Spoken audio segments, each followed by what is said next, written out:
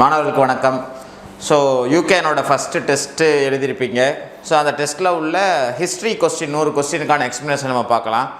So இந்த யூகேனை பொறுத்தவரை அடுத்தடுத்து எல்லாத்துலேயும் முக்கியமாக எல்லா சப்ஜெக்டோட ஜிஎஸோட ஃபுல் சிலபஸ் வரப்போகுது இல்லையா, அதனால் எவ்வளோ முடியுமோ நீங்கள் நல்லா ப்ரிப்பேர் ஆகுங்க. அதுக்கு இந்த மாதிரி எக்ஸ்ப்ளனேஷன் வர வீடியோக்களுக்கெல்லாம் கொஞ்சம் நல்லா பார்த்து வச்சுக்கோங்க. So first question,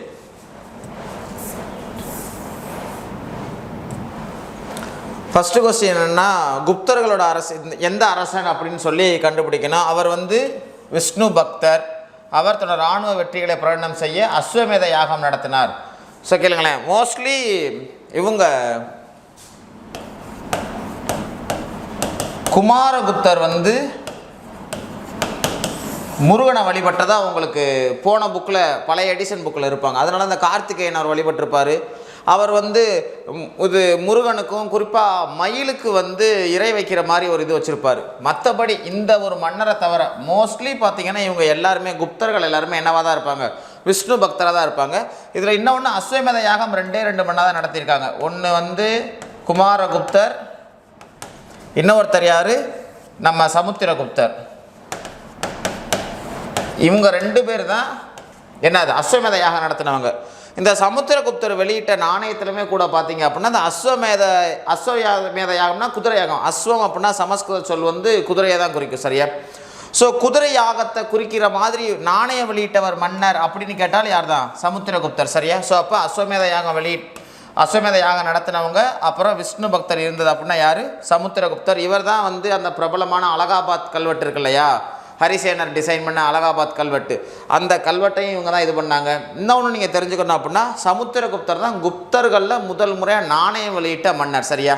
right, okay. So இந்த கேள்விக்கு சமுத்திரகுப்தர் ஆன்சர். அடுத்து இது பாபரோட இந்த போர் எக்ஸாம்பிள் நிறையா வாட்டி இதில் இது பண்ணியிருக்காங்கல்ல. இப்போ ஃபஸ்ட்டு பானிபட்டு போர், கான்வா பேட்டிலு, சந்தேரி பேட்டிலு, காக்ரா பேட்டில். முதலாம் பானிபட்டு போர் நம்ம எல்லாருக்குமே தெரியும். அது இப்ராஹிம் லோடிக்கு எதிரான போர் 1826. இந்த போரில் துலுக்மா அப்படிங்கிற போர் முறையை அவர் பயன்படுத்தியிருப்பார். முதலாம் பானிபட்டு போரில் துலுக்மா போர் முறையை பயன்படுத்தியிருப்பார். இது எத்திக்ஸில் வருது.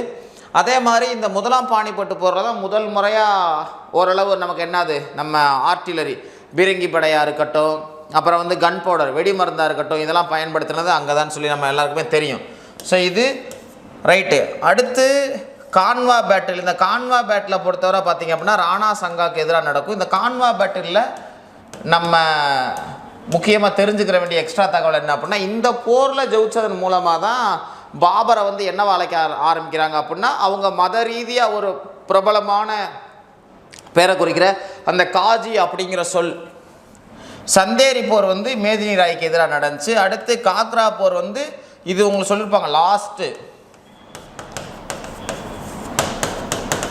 பாபரோட கடைசி ஆப்கானிய அந்த இறுதி வெற்றி அப்படின்னு சொல்லி கூட சொல்லியிருப்பாங்க. அது இவங்க இப்ராஹிம் லோடியோட பிரதரான முகமது லோடிக்கு எதிராக அவங்க சண்டை போட்டது, ஓகேவா? ஸோ இதுதான்.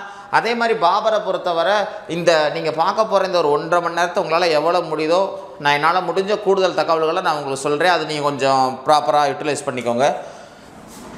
1505 இதுதான் பாபர் இந்தியா மேலே ஃபஸ்ட்டு படையெடுத்தது, இந்தியா மேலே, ஓகேவா? ரைட். இதுதான் பாபருக்கும் இந்த போர்களுக்கும் சம்பந்தமான டேட்டாக்கள். வேறு ஏதாச்சும் பாபர் வேறு ஏதாச்சும் நம்ம அங்கே சந்திக்கலாம். ஸோ அடுத்த கேள்வி, ஹுமாயூன் பற்றி. டெல்லிக்கு அருகில் தீன்பனா, இது வேணால் ஞாபகம் வச்சுக்கோங்க. ஹுமாயூன் பற்றின கூற்றுகளில் எது சரி எது தவறுன்னு பார்க்கணும். தீன்பனா அப்படிங்கிறத 1833 அவர் கட்டினார். அவர் 1830 பொறுப்புக்கு வர்றாரு. தீன்பனா அப்படிங்கிற நகரம் சரி, அவரோட அரண்மனைகளையும் பார்த்தீங்கன்னா தீன்பனான் தான் பேர் அப்படின்னு சொல்லுவாங்க. ஸோ அதை 1833 பில்ட் பண்ணது ஞாபகம் வச்சுக்கோங்க. இது 1540 நம்ம ஷெர்ஷா இடிக்கிறார், இதெல்லாம் தெரிஞ்சு வச்சுக்கோங்க, சரியா? அடுத்து இவரோட சுயசரிதையை இவங்களோட சகோதரியான குல்பதன் பேகம் ஹுமாயூன் நாமா அப்படின்னு எழுதுறாங்க. இவங்களை பற்றி போன வாட்டி குரூப் 4ல் கேட்டிருந்தாங்கல்ல, இவங்க தான் ஒரே பெண் வரலாற்று ஆசிரியர். நம்ம முகலாயர் பீரியட்ல ஒரே ஒரு பெண் வரலாற்று ஆசிரியர் குல்பதான் பேகம், பாபரோட மக. இன்னும் நீங்கள் கூடுதல் அவங்க தெரிஞ்சுக்கிறோம்னா ஹஜ் பயணம் போன முதல் பெண் இவங்க தான். ஹஜ் பயணம் இந்தியாவிலேருந்து போன முதல் பெண்ணும் இவங்க தான். ஏன்னா பாபர் அப்படிங்கிறவர் வந்து மகத்தான ஒரு கொஞ்சம் காலத்துக்கு முந்தின சிந்தனை உள்ள நபர், ரொம்ப மெச்சூரான பெர்சன். சரியா, ரைட்டு. சவுசா போர்லையும் 1539 சவுசா போர், 1740 கன்னோஜ் பேட்டில், 2 போர்லையுமே இவர் ஷெர்ஷா கிட்ட தோத்தார். ஸோ மூணுமே என்னதான், மூணுமே சரி ஹுமாயூனை பற்றின டேட்டாக்கள். சரியா, ஹுமாயூனை பற்றி நீங்கள் மேலும் தெரிஞ்சுக்கணும் அப்படின்னா பழைய புக்கில் என்ன இருக்குன்னா லேன்பூல் சொன்ன 2 கூற்று இருக்கும். அக்பர், அதாவது பாபர் அக்பர் அப்படிங்கிற 2 நிரந்தர நட்சத்திரங்களுக்கு இடையில மின்னி மனைஞ்ச மின்மினி பூச்சி தான் ஹுமாயூன் அப்படின்னு ஒரு டேட்டா இருக்கும். அப்புறம் வந்து லேன்பூல் ஹுமாயூனை பற்றி இன்னொன்று என்ன சொல்லியிருப்பாருன்னா, தவறி விழுகிறதுக்கு ஒரு வாய்ப்பு கிடச்சிச்சின்னா அதை எப்பயுமே கரெக்டாக பயன்படுத்துகிற ஆள் இவர். வாழ்க்கை முழுக்க முடிவெடுக்கிறதுல தவறி விழுந்தவர், கடைசி படிக்கட்டில் தவறி விழுந்து இறந்து போயிட்டார். ஏன்னா 1556 ஷெர்மண்டல் அப்படிங்கிற அந்த லைப்ரரியில், அதாவது அது இன்னொன்று பார்த்தீங்கன்னா அது ஒட்டுமொத்த தொழுகைக்கான பெல் அடிக்கிற இடமும் அங்கே தான் இருந்துச்சு. பெல் அடிக்கிறப்ப அவர் கீழே விழுந்துருவாங்க. ரைட்டா, ரைட். அடுத்த கேள்வி.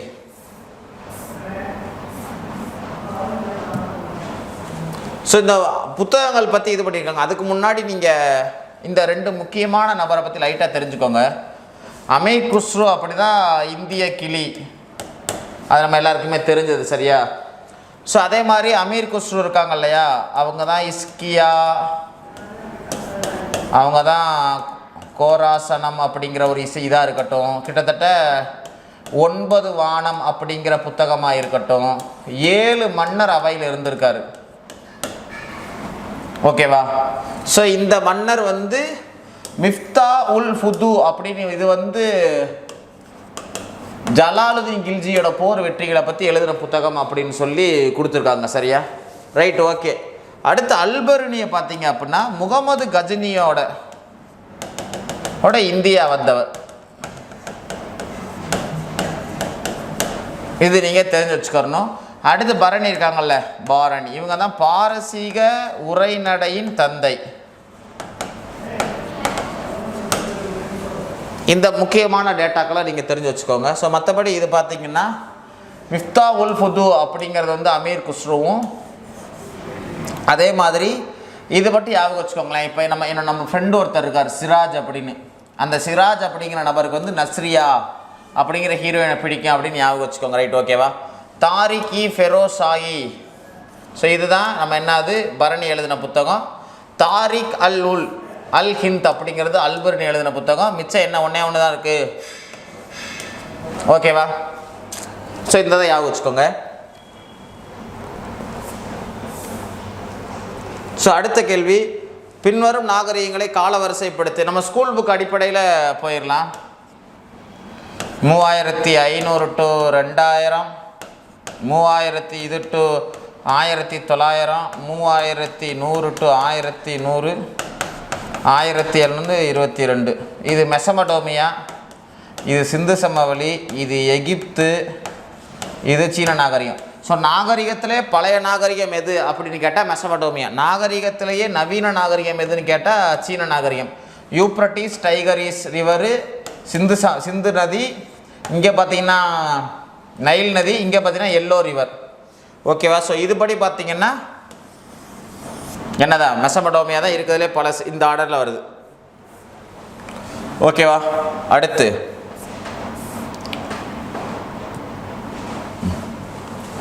ஸோ ஆக்சுவலாக இது வந்து போன ஒரு 2 வாட்டிக்கு முன்னாடி டிஎன்பிசியிலே கேட்ட கேள்வி. ஞாபகம் வச்சுக்கோங்க, நீங்கள் இந்த இது கேள்விப்பட்டிருப்பீங்களே, குருச்சேத்திர போர் நடக்கிறதுக்கெலாம் இடம் கிடையாது. முன்னாடி காலத்தில் வயல் விவசாய இடங்களில் தான் நடக்கும். சரியா, ஸோ இங்கே குரு அப்படிங்கிறவங்க, இவங்க கௌரவர்களும் சரி பாண்டவர்களும் சரி 2 பேருமே குருகுலத்துக்காரங்க. அவங்க அந்த குருகுலத்துக்காரங்களோட போர் நடந்த இடம் தான் விவசாய இடமான சேத்திரம். ஸோ அதனால அந்த போருக்கு பேர் என்ன, குருச்சேத்திரம். ஸோ சேத்ரா அப்படிங்கிறது விவசாய நிலத்தை குறிக்கும். ஸோ சேத்ராங்கிறது கிலா அப்படின்னா தரிசு நிலம், வஸ்தி அப்படின்னா இது குடியிருப்பு பகுதி. இப்போ வாஸ்து பார்த்து வீடு கட்டுறோன்னு சொல்கிறாங்க இல்லையா, ஸோ அந்த மாதிரி. அதே மாதிரி இந்த பாருங்களேன், கபத சரகா, இதை வந்து சகாரான்னு ஞாபகம் வச்சுக்கோங்க. சகாரால் மேய்ச்சல் பண்ண முடியாது, ஏன்னா ஒன்றும் இருக்காது. ஸோ அதனால ரிவர்ஸில் ஞாபகம் வச்சுக்கோங்க. இதே அப்ரகதா அப்படின்னா வனம், காட்டு நிலம். சரியா? ஸோ இதன் அடிப்படையில் பார்த்தீங்கன்னா 3, 2, 4, 1 ஞாபகம் வச்சுக்க. டிஎன்பிசியில் கேட்ட கேள்வி. அடுத்த கேள்வி,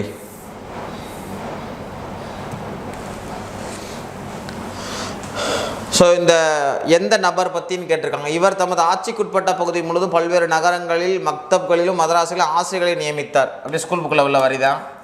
அடுத்து இவர் அந்த ஆசிரியர்களுக்கு நிலமும் மானியமும் ஒதுக்கினார். அதுக்கப்புறம் ஆக்ரா வந்து யார் உருவாக்குன்னு நம்ம எல்லாருக்கும் சிக்கந்தருடைய 1504 ஆக்ரா அப்படிங்கிறத அவர் உருவாக்கி புது தலைநகர் ஆக்கியிருப்பார் சிக்கந்தர் லோடி. இந்த 3 டேட்டா படி சிக்கந்தர் லோடி ஆன்சரு. இன்னமும் வேணால் நம்ம தெரிஞ்சுக்கலாம். செனாய் பழைய புக்கில் இருக்கும். செனாய் அப்படிங்கிற இசைக்கருவி மீட்டுறதுல இவர் வல்லவராக இருந்திருப்பார். ஒரு ஆல்பம் இசை தொகுப்பு கூட போட்டிருப்பார். அதுக்கு முன்னாடி ஒரு டேர்ம் ஆரம்பித்து லாஸ்ட்டு பார்த்தா சிக்கந்தர் ஷாஹி அப்படிங்கிற மாதிரி அந்த இது முடியும். சரியா? இவங்களில் ஓரளவு லோடி வம்சத்தில் ஓரளவு டீசெண்டான மன்னர் அப்படின்னா யார் தான்? சிக்கந்தர் லோடி தான். சரி, சிக்கந்தர் லோடிக்கு அப்புறம் தான் யார் வர்றா? இப்ராஹிம் லோடி வர்றாங்க. அதோட அந்த வம்சம் முடிய போகுது.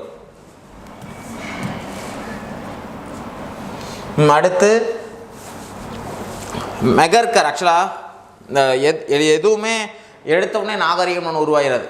பைய தான் ஒரு ஸ்டெப் பை ஸ்டெப்பாக தான் போகும். அப்படி சிந்து சமவெளி நாகரிகத்துக்கு முந்தின நாகரிகமாக சொல்லப்படுறது தான் இந்த மெகர்கர். ஸோ மெகர்கர் சிந்து சமவெளிக்கு முன்னோடியாக இருக்குது.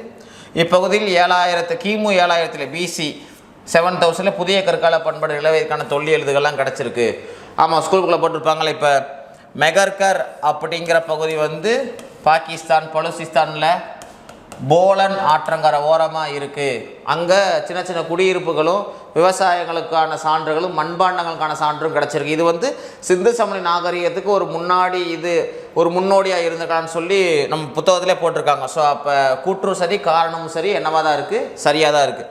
Right, okay. ஸோ அடுத்து நிர்வாக அழகை விவசாயப்படுத்து. எந்த பீரியடில்? குப்தர்கள் பீரியடில் அட்மினிஸ்ட்ரேஷனோட அழகு அப்படின்னா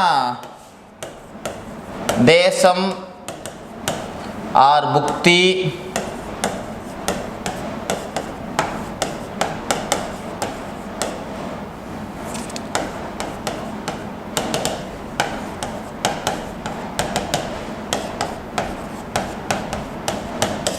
இதுதான் அந்த நிர்வாக ஆர்டர்.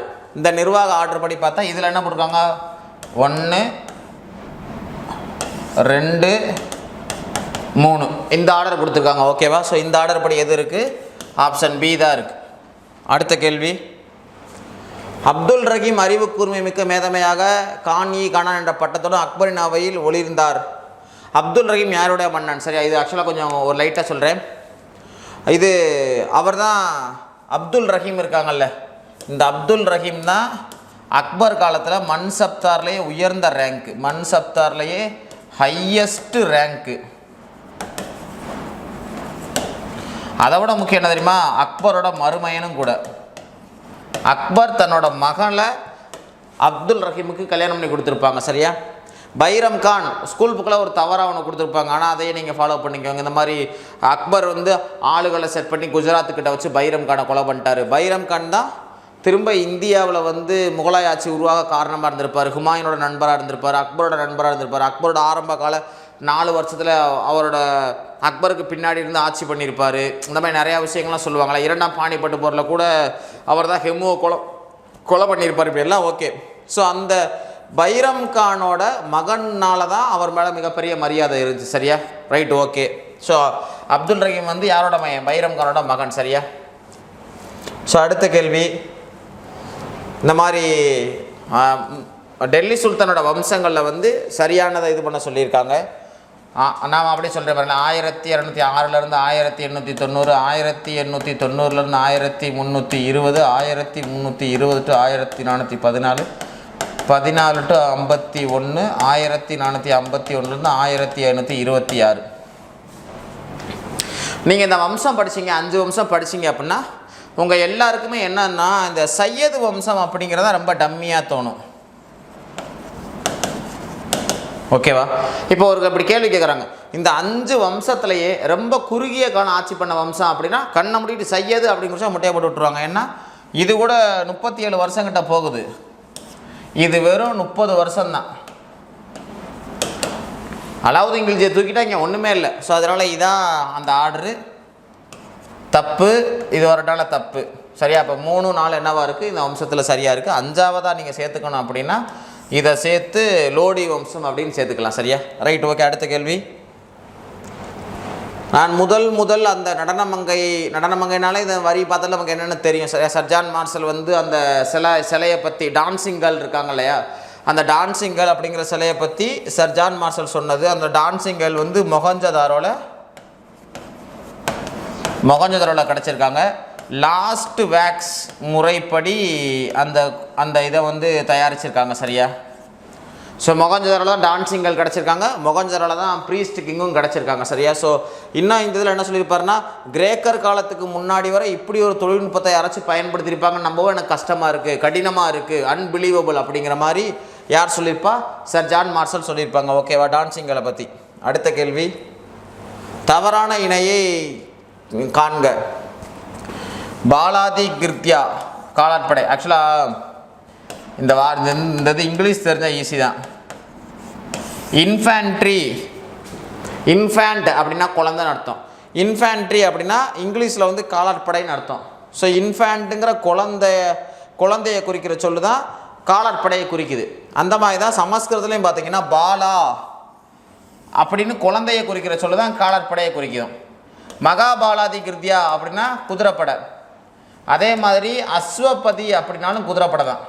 அஸ்வபதின்னு குறித்தாலும் என்னதான்? குதிரைப்படை தான். ஓகேவா? மகா பிரதிகாரம்னா அரண்மனை காவலர்களை குறிக்கிற சொல்லு. துடகா அல்லது துதகா இது யாரை குறிக்கும் அப்படின்னா ஸ்பை, ஒற்றர்களை குறிக்கும். ஒற்றர்கள் அமைப்பு. சமையலறை கண்காணிப்பட சமையல் எப்படி கதகதன்னு புகை வரும்ல, அந்த மாதிரி கதயத பாதிகா அப்படின்னு ஒரு சரி, அந்த கதகதை ஞாபகம் வச்சுக்கோங்க. அதே மாதிரி குப்தர்களில் பார்த்தீங்கன்னா அரசோட ஆவணங்களை சேவ் பண்ணுறதுக்கு ஒருத்தங்க இருப்பாங்க. அதில் ஒரு வார்த்தை பார்த்திங்கன்னா இடையில வந்து தலை திக் அப்படின்னு இருக்கும். ஒரிஜினலாக அரசோட ஆவணங்களை பார்த்தா நமக்கு தலையில் திக்கு பிடிச்ச மாதிரி இருக்கும்ல, அப்படி ஞாபகம் வச்சுக்கோங்க. ஓகேவா? ஸோ இதில் துடகா மட்டும் தவறாக இருக்குது. அடுத்த கேள்வி. விவசாயி இந்த எந்த மன்னர்னு கேட்குறாங்க. சரியா? விவசாயி சீர்குலைந்தான் அரசன் சீர்குலைவன் அப்படின்னு சொன்னால் நமக்கே தெரியும், ஷெர்ஷா. அனைத்து சாலைகளையும் சராய் அப்படிங்கிற சத்திரத்தை இது பண்ணாங்க. அதுக்கு வந்து தாஹி அப்படின்னு பெயர், அதாவது ராயல் அப்படின்னு பேர். ஸோ ஃபரீத் அப்படிங்கிற அந்த ஒரிஜினல் இயற்பெயரை கொடுத்துருக்காங்க. சரியா? ஷெர்ஷா அவர் தான் என்ன பண்ணார் அப்படின்னா, போருக்கு போகிற அந்த படைகள் எதுவுமே இது விவசாய நிலங்கள் வழியாக போகக்கூடாது, அப்படி போகிறது மூலமாக விவசாய நிலங்கள் சேதாரமாகுதுன்னு சொன்னார். அதே மாதிரி இந்த மனுஷன் தான் என்ன பண்ணார் அப்படின்னா, களவு போன பொருட்களை குறிப்பிட்ட நேரத்துக்குள்ளே கண்டுபிடிச்சி அரசு கொடுக்காட்டி அந்த களவு போன ஏரியாவோட கிராம தலைவன் தான் அதை திரும்ப கொடுக்கணும் அப்படின்னாங்க. இவர் தாங்க நிறையா சொல்லுவாங்க, கொரியர் முறையை வந்து அமல்படுத்தினது. இப்படி ஷெர்ஷா தான் நாணய முறையை ஒரே மாதிரி நீட்டல் முறை, ஒரே மாதிரியான அளத்தல் முறை, ஒரே மாதிரி ஒரே வடிவம் ஒரே அளவில் உள்ள காயின் எல்லாத்தையுமே அறிமுகப்படுத்துனது யார் தான்?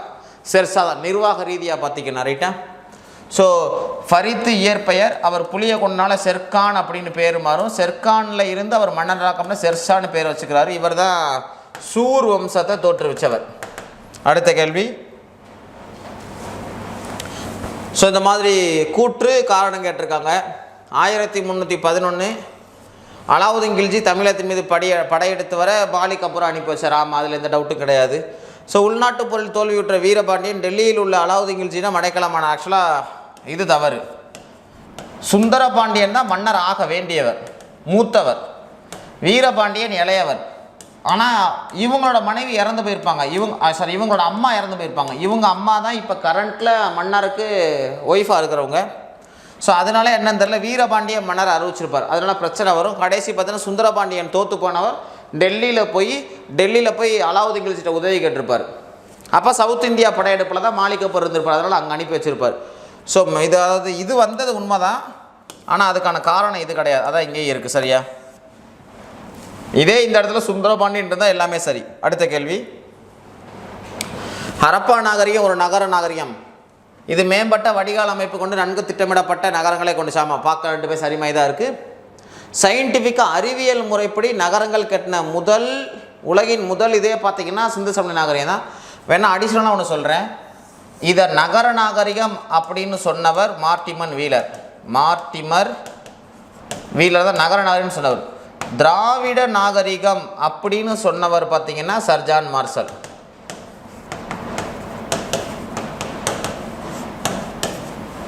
ஓகேவா? நகர நாகரிகம் என்ன திட்டம், நகரம் இருக்குது, வடிகால் திட்டம் இருக்குது, இந்த மேம்பட்ட வடிகால் அமைப்பு இருக்கு இல்லையா, உலகத்தில் இதுவும் இவங்க தான் ஃபஸ்ட்டு. உலகத்திலே முதல்ல ட்ரைனேஜ் சிஸ்டம் கொண்டு வந்ததும் உலகத்தில் இவங்க தான் ஃபஸ்ட்டு. திட்டமிடப்பட்ட அறிவியல் முறைப்படி கட்டப்பட்ட நகரம் கொண்டு வந்து இவங்க தான் ஃபஸ்ட்டு. ஓகேவா? ரைட். அடுத்த கேள்வி, அக்பருடன் தொடர்புடைய பின்னூறுகளை காலவரிசைப்படுத்துக. ஆக்சுவலாக இது ரொம்ப முக்கியமான கேள்வி. மன்சப்தாரி முறை வந்து 1667. தீன் இலாஹி கட்டப்பட்டதில் ஆக்சுவலாக ஒரு அமைப்பு. அப்படி 1582. இபாதத்துக்கான கட்டப்பட்டது 1575. ஜிசியா வரியை ஒழிச்சது வந்து 64. இதே புனித பயண வரி அப்படின்னா 1563. ஸோ இதுபடி பார்த்திங்கன்னா 4132. இது மன்சப்தாரி முறை வந்து 1581. ஸோ எப்படி பார்த்தாலும் அதான் ஆன்சர் 4132. ஓகேவா? அடுத்த கேள்வி, பின்வரும் கூற்றுக்களை கருத்தில் கொள்க. சிந்து சமவெளி நாகரிக தலமான ஹரப்பாவை சார்லஸ் மேசன் தான் ஹரப்பா நாகரிகம் பற்றி முதல் சான்று கொடுத்தவர் இவர் தான். முதல் பார்வையிட்டவர் இவர் தான். முதல் புத்தகம் வெளியிட்டவர் இவர் தான். 1726. அடுத்து நாகரிகமான அம்ரி, பழைய நாகரிகம். இது ஒரு முறை கேட்டிருக்காங்க. இது ப்ரீ ஹரப்பன் ஃபேஸை குறிக்கிற ஒரு நகரம்னு கேட்டிருக்காங்க அம்ரியை. சரி, அலெக்சாண்டர் பென் வந்து 1831 இது பண்ணியிருப்பாங்க. லாகூர் டு முல்தான் 1856 இது பண்ணப்போ அழிச்சாங்க. ஆமாம். இதே அலெக்சாண்டர் கன்னிங்ஹாம் இருக்காங்கல்ல, அவர் ஹரப்பா பண்ணோன்னா 1853, 56, 1875. சரியா? அப்போ இந்த இதில் வந்து எது ரெண்டாவது மட்டும் தவறாக இருக்குது. ரெண்டாவது மட்டும் தவறு, வேறெல்லாம் சரி. ஓகேவா? அடுத்த கேள்வி என்ன இருக்குது? தைமூர் படையெடுப்பின் போது டெல்லி சுல்தானாக இருந்தவர் அப்படின்னா, தைமூர் படையெடுப்பின் போது டெல்லி சுல்தானாக இருந்தவர் ஆக்சுவலாக நஸ்ருதீன் அகமது. அவர் பேர்லேயுமே முகமதுக்கு ஒரு வார்த்தை வரும். ஞாபகம் வச்சுக்கோங்க. ஏன் சொல்கிறேன்னா, இந்த முகமதுங்கிறது ஏன் ஞாபகம், இப்போ முகமது பின் துக்ளக் கிடையாது, ஃபெரோசா துக்ளக் கிடையாது, கியாசுதீன் துக்ளக் கிடையாது, இவர் தான். ஆனால் முகமதுங்கிற வார்த்தை வரும். ஏன் முகமது நீங்கள் தெரிஞ்சுக்கணும்னா, நாதிர்ஷா படையெடுத்து வந்தப்பையும் ஞாபகம் வச்சுக்கோங்க, முகமதுன்னு ஒரு முகலாய மன்னர் இருந்திருப்பார். தைமூர் படையெடுத்து வந்தப்போ முகமதுங்கிற பேருடைய டெல்லி சுல்தான் மன்னர் இருந்திருப்பார். அதுக்காண்டி சொல்கிறேன். சரியா? அடுத்த கேள்வி, ஸ்ரேஸ்தி அப்படிங்கிறவங்க ஒரே இடத்துல ஸ்கூல் புக்கில் போட்டிருப்பாங்க. ஸ்ரேஸ்தி, சார்த்தவாகன் அவங்களே இப்படி போட்டிருப்பாங்க. ஒரே இடத்துல இருந்து வியாபாரம் பண்ணுறவங்க ஸ்ரேஸ்தினும், எருது மாட்டு பூட்டி ஒரு இடம் விட்டு இன்னொரு இடம் போகிறவங்க இந்த மாதிரி சார்த்தவாகா அப்படின்னு சொல்லி ஸ்கூல் புக்கில் போட்டிருப்பாங்க. எளிமையான கேள்வி தான். 1, 2 சரியாக தான் இருக்குது. அடுத்து, ஷாஜகான் தக்காணத்தை விட்டு செல்லும் முன்பு அப்பகுதியை தௌலதாபாத் உட்பட அகமது நகர் அப்படின்னு ஒரு 4 தான் பிரிச்சிருப்பார். இந்த ஷாஜகான் தான் இன்னொன்று நீங்கள் தெரிஞ்சுக்கணும், ஜப்து வரியை வந்து சவுத் இந்தியாவுக்கு இதை அறிமுகப்படுத்தினதும் யார் தான்? சவுத் இந்தியாவுக்கு அறிமுகப்படுத்தினதுமே யார் தான்னா ஷாஜகான் தான். அதே மாதிரி வரியை 1/3 1/2 மாற்றினதும் யார்? ஷாஜகான் தான்.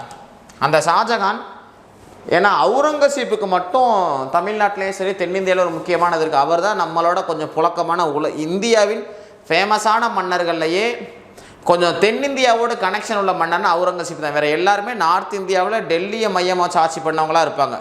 இவங்க தான் கீழேருந்து மேலே ஆட்சி பண்ணவங்க. அப்படி யார்? அவுரங்கசீப்பை தான் இது பண்ணியிருப்பார். அது வேணால் ஸ்கூல் புக்கில் போட்டிருப்பாங்களா, 18 வயசான அவுரங்கசீப்பை தக்காணத்துக்கு தென்னிந்தியாவுக்கு ஷாஜகான் என்னவா போட்டிருப்பார்? கவர்னராக போட்டிருப்பார். அப்போ தான் ஷாஜகானோட மகானான ஜகானாரா பேகத்துக்கு என்ன இருக்கும்னா உடம்புல தீப்பிடிச்சி இதாக இருக்கும். அப்போ தான் வர சொல்லியிருப்பார். அப்படி நார்த் இந்தியா அப்போ தான் போவார் அவுரங்கசீப்பே.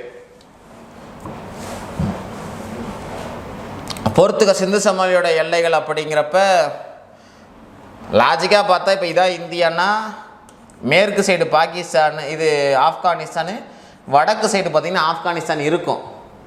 சரி, மேற்கு சைடு ஆப்கானிஸ்தானு, இந்த சைடு பார்த்திங்கன்னா பாகிஸ்தான் இருக்கும் இல்லையா, இதில் எல்லை அப்படியே ரிவர்ஸில் இருக்கும். மேற்கு சைடு பார்த்திங்கன்னா நம்ம மேற்கு அப்படிங்கிறதுல பார்த்திங்கன்னா பாகிஸ்தான் ஈரானோட சுட்கா ஜென்ட் வரும். வடக்கு சைடு பார்த்திங்கன்னா ஆப்கானிஸ்தானில் செர்டுகையும், கிழக்கு சைடு பார்த்திங்கன்னா ஆலம்கீரும், தெற்கு சைடு பார்த்திங்கன்னா தைமாபாத்தும் இருக்கும். இதில் கிழக்கு பார்த்திங்கன்னா உத்தரப்பிரதேசம், இது தெற்கு பார்த்திங்கன்னா மகாராஷ்டிரா. ஓகேவா, இதான் அந்த ஓகேவா. அடுத்த கேள்வி, குப்தர் காலத்தில் வயல்களை வெள்ளங்களிலிருந்து இது பண்ண பர்த்தியால பந்தியா பந்தியா பாசனத்துக்கு கரா அப்படிங்கிறது நாரோஸ்மிதியில் வரும். அதே மாதிரி ஜல நிற்கமா அப்படிங்கிற நிலம், இது நீர் சார்ந்த விஷயத்தை பார்த்திங்கன்னா அமரசிம்ம அந்த புக்கு வரும். அமரசிம்மரோட புக்கு இப்படி வரும். இது இப்படி குப்தர்களில் இந்த இரிகேஷன் நீர்ப்பாசனம் சார்பாக இந்த ரெண்டு டேட்டா தான் இருக்கும். அடுத்து இதுவும் கேட்டிருக்காங்க, நம்ம டெஸ்ட் பேட்சில் நிறைய வாட்டி கேட்டிருக்காங்க, டிஎன்பிசியில் ஒரு கேட்டிருக்காங்க. ஞாபகம் வச்சுக்கோங்க, நான் சொல்கிற இந்த விஷயத்தை ஞாபகம் வச்சுக்கோங்க. கோல்கொண்டானா எல்லாருக்குமே தெரியும், புகழ்பெற்ற கோட்டை இருக்குது, அது ஒரு கட்டடம். அப்போ எப்படி ஞாபகம் வச்சுக்கோங்க, குதுப் மினார் அப்படிங்கிறது ஒரு கட்டடம். குதுப் மினார் அப்படிங்கிறது ஒரு கட்டடம். கோல்கொண்டா கட்டடம், குதுப் மினார் கட்டடம். பீஜப்பூர்னால எல்லாருக்குமே தெரியும் அடில் சாகி பரம்பரை, சரியா. பிடார் அப்படிங்கிற வார்த்தைக்கு பரீத் ஒன்றே ஒன்று தான் இருக்குது, முடிஞ்சு போச்சு. இப்படி தான் எனக்கு தெரியும், சரியா. ஸோ அப்போ சில சமயங்களில் சில விஷயங்கள் குழப்பமாக இருந்தால் ஏதாச்சும் ஒரு ஷார்ட்கட் வச்சுக்கிட்டிங்கன்னா அது கொஞ்சம் என்றைக்குமே மறக்காது. இல்லாட்டி மனப்பாடம் பண்ணுறது சில சமயங்களில் கம்ப்ளீட்டாக மறந்துடும். இப்படி ஒரு வாய்ப்பு இருந்து இப்படி பார்த்து வச்சுக்கோங்க. அடுத்த கேள்வி, கீழ்காணோடு தவறான இணையை தேர்ந்தெடுக. ஆக்சுவலாக அத்ஹை தின்ஹா ஜோப்ரா அதான் அந்த இது மசூதியோட பேர். அது நம்ம யார் அப்படின்னா குத்புதீன் ஐபக். ஓகேவா. ஸோ இது தப்பாக இருக்குது. ஓகே, அலைத்தர்வாசானா அலாவுதீன் கில்ஜி, புலந்தர்வாசா அப்படின்னா அக்பர். ஸோ இதுவும் சரியாக இருக்குது. ஹவுஸ் காஸ் அப்படிங்கிறது அவங்க அப்பா, இவங்க யார், ஃபெரோஷா துக்ளக் வரும், அவரோட ஆடம்பர உல்லாச மாளிகை. ஸோ இப்போ இது தவறு, 1 4 தவறாக இருக்குது. ஓகேவா, பார்த்து வச்சுக்கோங்க. அதே மாதிரி இவங்க குத்புதீன் ஐபக்கோட நம்ம இந்தியாவில் முதல் முறையாக கட்டப்பட்ட பள்ளிவாசலே குவைத் அல் இஸ்லாம் அப்படின்னா பிரைட் ஆஃப் இஸ்லாம், இஸ்லாமின் பெருமைன்னு அர்த்தம். அடுத்து தவறான இணையை தேர்ந்தெடு. இது நம்ம சிந்து சமவெளி நாகரிகத்தில் வர்றது. நாகேஸ்வர் பால்கோட் அதிலலாம் சங்கம் சரியாக இருக்குது. வைடூரியம் சரியாக இருக்குது. கார்னிலியன் முக்கியம், ஏன்னா சிந்து சமவெளி மக்கள் அதிகமாக பயன்படுத்தின ஒரு ஆபரணம் அப்படிங்கிறப்ப என்ன தான் சொல்லுவாங்க, கார்னிலியனுங்க சிகப்பு மணிக்கற்கள் தான் இருக்குது, சரியா. ஸ்ட்ரீட்டைட் அப்படிங்கிறது தெற்கு ராஜஸ்தான்.